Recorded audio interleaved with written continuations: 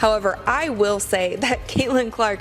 Brutal realization finally hit Nike, and they showed a middle finger to Adidas with the new Caitlin Clark contract. But the biggest shocker here is that Nike's not only locking down Clark with a revised deal, but they're also suing Adidas for trying to sneak in and mess with their contract. These leftists are idiots. Legally, it's a no-brainer. Two competing giants can't just poke around in each other's athlete roster like that. Now Adidas is scrambling, claiming they only made Clark an offer she didn't accept. But let's be real, they're up against Nike, the biggest name in the game. Watching this battle unfold is oddly satisfying because in the end, Nike wasn't dumb enough to let their golden goose slip away. And let's not forget how the internet roasted Nike for almost dropping the ball in the first place. It's been an entertaining mess all around, man. I almost feel bad for Adidas. Almost. I mean, all they tried to do was scoop up what Nike straight up forgot about. And honestly, they nearly pulled it off. This wasn't some random gossip you see flying around Twitter either. It was the real deal. And it came with some serious heat. Adidas threw everything they had at Caitlin Clark,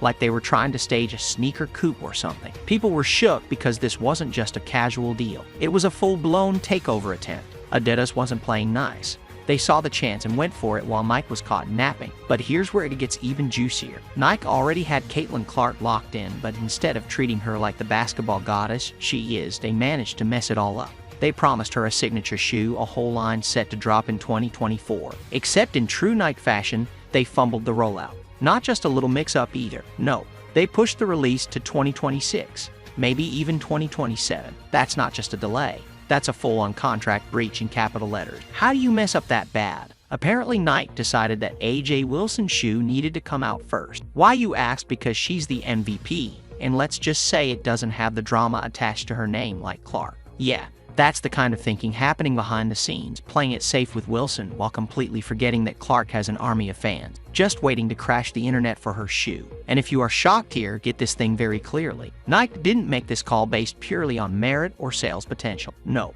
According to insiders, they bumped a Wilson shoe to the front of the line because, brace yourself, she didn't have the same racial tensions attached to her name like Caitlin Clark did. Yeah, let that sink in for a minute. Nike thought it was a smart move to push Clark's shoe back despite her massive fan base, all because of a media-fueled narrative. Talk about playing it safe in the most ridiculous way possible. Meanwhile, Adidas wasn't just sitting around while Nike messed up Caitlin Clark's shoe deal. The moment they saw Nike dragging their feet, Adidas slid in smooth and laid a massive offer on the table for Clark. Bigger money, bigger perks, basically everything Nike should have done from the start. But didn't Adidas saw their golden opportunity and didn't waste a single second making their move. But here's where Adidas really flexed. They gave Clark creative control over her own marketing strategy. Yet, while Nike was still stuck in their corporate red tape, Adidas went all in, offering Clark the kind of freedom that athletes almost never get. This wasn't just about wearing shoes. Clark was being handed the reins to design her own campaigns, shape her own brand,